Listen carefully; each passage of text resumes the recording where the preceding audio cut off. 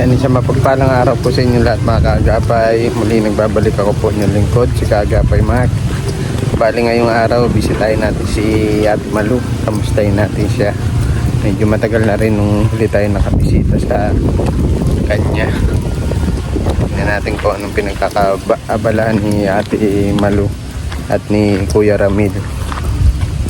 Kung patuloy pa ba sila nangangalakal, hanap buhay po nila. Yan. Kuya Ramil, kamusta? Oh, parang hirap ka po bumangon. Nagpapahinga. Pasensya na sa abala ha.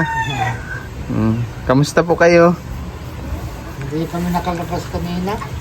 Hindi kayo nakapangalakal? Naglalaba. Okay. Ngayon ka lang na paano Oo, ngayon lang ako nakakabisita. Sabi ko, kamustahin ko kayo.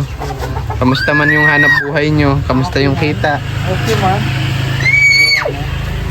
Nakakaraos man? Asan po si Ate Malu?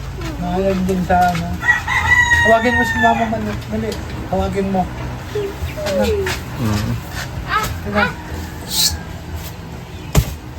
Tawagin mo lang na. Parang wala na dito si Kuya Domingo. Nandyan kasi doon nung lumipat din sa kabila. Papagawa yung bahay niya Okay. Yung meron lang kang ginawa dyan na yung mga panghaligi. Ano lang. Bali sa kabilang siya. Oo, Lote. ano lang muna. Nag-upa din sa pinsan. Okay. 500 isang buwan. Kaya nandun sila dun sa kabila sa may malaking puno.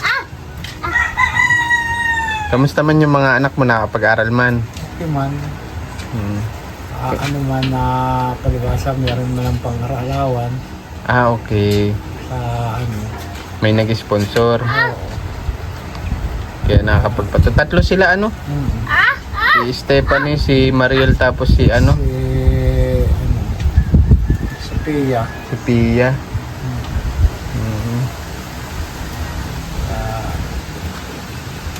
Ano man, kada-dalawang semana. Kada 2 linggo. Antayin natin si Ate Malu, kamustahin natin. Nagkain na kayo, tanghalian? Nagkain mo? Hapunan. Hindi. Kamusta man po yung mo, iniinda mo? Ngayon pa man rin, kaya ng gaya ng dati rin. Gagamot ka pa din. Oo. Pero at least na ilalakad mo na siya. Nakalakad-lakad man ako. Bawal lang magbuhat ng mabibigat. Hindi magbuhat. Ang dami nila alaga dito. Mga pambenta ni Kuya Ramil. Pambenta mo ito? Nagbenta na nga ako. Naibinta ko na nga yung iba't kasi pag medyo kinakapos. Kinakapos na medyo walang... Minsan hindi kami nakakalabas. Naibibenta mo na. Oo. Buti nga may mga ganito ka, mga alaga. Maraming madali. Marami kang pambenta. Maliliit. Pag walang madukot, yan na lang dudukutin. Oo. Buti na lang yan. Pag walang-wala talaga Diyan na lang kukuha. Napipirahan. Magkano benta mo niya, mga panabong na yan? Yung ganyan na mga 1,000. Nabibenta mo 1,000. Yung mga pansabong ng 800. Di para-parehas, 700. Ganyan. Mura na rin bentahan ng manok, Hintayin natin si Ate Malu, tinatawag nung apo niya. Ay, si Kuya Mark. Oo, kamusta ka sa kagaling, Ate Malu? Umuha ka santol, guglayin. Gugulayin mo, kakayurin mo. Doon pa sa puno, papakit ako. Hindi daw kayo nakapangalakal ngayon. Wala nga. Walang inaayos pa lang niya kasi may sira. Okay. Ano naman yung gulong mong binigay ba sa akin, 2 gulong, marapakinabangan. Mag-1 taon na ba gayon? Yun naman ayos ng yun naman ang may diferensya. Ay, kaya sabi ko, sus. Parang nagpayat ka, Ate Malu. Ay, namumroblema din ba sa dalawang makulit na ito. Sa At apo yung mo? nanay, nagtrabaho na sila. No? Kasi, Hiwalay na sila yung asawa niya, yung pinakasama. May ang daming obligasyon bagang ko. ikaw na nag-aalaga dito sa mga apo mo ulit. Nawi-uwi man yung ina, kadaming sabaduhan. Actually, ikaw ba mag-aalaga? Sabi ko ng eskwela, kaya sabi ko, puro ano baga, yun mo. Ano kaya sabi ko, doon tayo Kuya Mac na hindi nga rin sa album. Tara dito tayo. Ngayon lang ikaw Kuya Mac na rin Oo, ngayon lang ako nakakabisita sa iyo. Kaya sabi ko, nasa ano ba si Kuya Mac? Laki pati ng pinayat mo, Ate Malu. Hindi nagpapasiksi. Ay, nagpapasiksi. Kaya, sabi ko, hindi kami makapag-ano ng kalakal na ayos kasi ano na, kapital na ka, konti ng kapital. Wala nang ano, pupunta sa yung tinas ni Kuya mong gamot, pang-araw-araw. Buti nga nakalibre itong ano, yung tatlo ko sa ano, Sa scholar. Tatlo sila. Oo, na ano ni Papa mo. Kuya Jit yata yun. Kay Lola Jet. Saka kay Lolo Ermi. Kaya yung nakuha si Sophia, si Stephen, si Maribel. Sabi Jit ko, ang ano dun. Para makapagpatuloy sila sa pag-aaral. yun ang inano nila eh. Kasi sabi, Mama, ayaw mo sabi ko, maano ka kako mo. Kaya ayaw namin maghinto. Kaya siguro na panood ako ni Lola Jit, ni Lola Ermi na nakuha si Sophia ko sa sa eskwela, tapos yung dalawa ko pang babae. Kasi Kuya Mark, hindi ko nakakayanin ng gastos ay. Kasi lalo ngayon High school na sila tatlo, ano? Oo, lahat na. Wala na ako sa elementary. Kaya yan ako nahihirapan nga sa araw-araw nilang ano. Pwera pa pagkain ng allowance nila ay 100. Pwera ko yung may ano silang papayos na may mga project daw sila. May pagkain pa. Sabi ko, nakakuha kakayanin yan. Minsan si Aguma, sakitan pa. Hindi kami makarubing na ano. Layo. Mura pa mga kalakal. Mura na kalakal ngayon. Ay nabibili lang namin bigas ay 2 kilo. Pang ulam-ulam pa. Kaya sabi ko ang hirap. Hirap pag no? Pag tumigil naman kayo, wala talagang kakainin. Wala man makapapala. Kaya sabi ko, Minsan nga sa isang linggo, minsan 3 lang kami nakakalabas. kaya walang ano. Kaya sabi ko ang hirap. Buti na lang yung tatlo mo. Masipag man sa pag-aral. Kahit mama, hindi kami titigil. Pero kahit anong mangyari, hulog ng langit sa akin si Lola Jit, si Lola Ermi na nakuha ang 3 kong anak. Yun lang ang inaano ko lang, ang kapital namin sa Kalakal, kakaunti na. Kasi hindi naman mapano, kasi nagano pa ako ng pang-araw-araw. Yes, yun yung ano mo yun, no? Yun ang pinoproblema ko ngayon, Kuya. Kasi pag nakabili kami ng tanso, wala makayong pambili kasi malang tanso. Oo, mahalan tanso. Nabibili-bili lang namin mga plastic, buti. Mas magaan sana yung tanso dalhin, ano? Magaan. Kahit Mahal man, 700 mahal man. na. 700 ang per kilo? Oo. Mahal, ano? Ay, kung kapital lang namin 1,000, yung 500, wala nangyari nun. Oo. Hindi mapapunta lang kami sa mga buti, plastic. Oo, maramihan yung nabibili nyo, ano? Dati nun, bili kami laki-laki. Kasi sa tagal man, ako yung kapital namin, kakaunti na. Papayos niya agum ng motor niya, napupunta dun.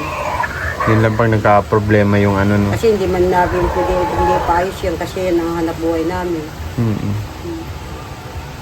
Yun lang, pag nagkaka-aberya pati yung service nyo, dagdag gastusin. Kaya ang hirap ko, Kuya Mac, sa sabi ko, laban lang sa buhay. Kaya ngayon, hindi kami lumabas kasi nandiyan nga yung mga tinanggal niya sa niya. naayos niya yung ano, kasi yung mga rayos namin tumutunog na naman. Okay Ng pa yung gulong. gulong, yung rayos. Yung galing pa sa yung gulong, maayos pa. Ayos pa yung gulong binigay Isang sa taon amin na? dalawa. Oo. Isang taon na baga. Sabi ko hindi lang mabutas kasi yun ang inaano. Kapal pa man. Kapal pa. Yung isa lang. Ito nga yung inano ni Agum. Narasimbol kanina. Ikaw lang na-assemble niyan, Kuya Ramil. Kinukuting-ting niya para Pampalit namin doon. pampalit.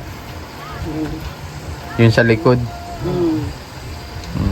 Kasi Bilang ko nga ng distab. Ang laking pinayat ni Ate Malu. ano? Matagal din ako hindi nakabisita sa iyo, ano. Oo. Kaya sabi ko, Nagpayat na. Hindi balik ako. Minsan na pagkulang, nakikipaglabahan ako sa lawihaw ay Ah. na-extra ko.